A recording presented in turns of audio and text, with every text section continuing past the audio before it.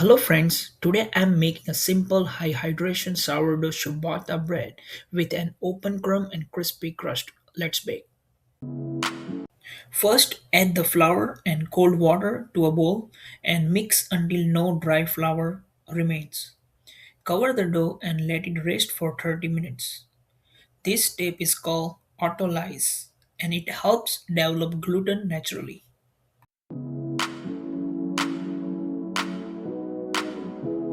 After 30 minutes, add the sourdough starter, salt, and olive oil. Mix gently by hand until everything is well combined. Cover and let the dough rest for another 30 minutes.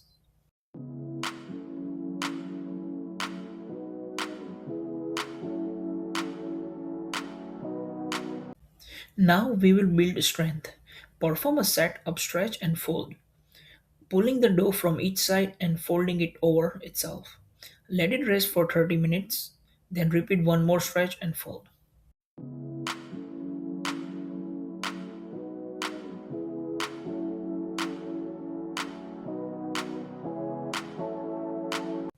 Next is bulk fermentation. Cover the dough and let it rest at room temperature for about 4 hours until it becomes airy, bubbly, and slightly risen.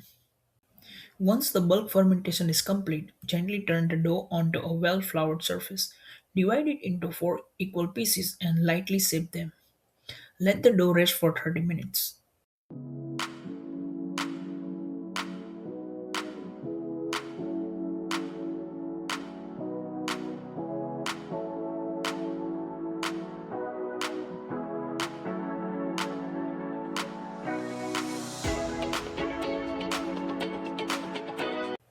Transfer the loaves to the oven. Preheat the oven to 480 Fahrenheit. Place a pan in the oven to create steam. Then carefully add hot water to the pan and steam the bread for 7-8 minutes. After that, remove the steam source.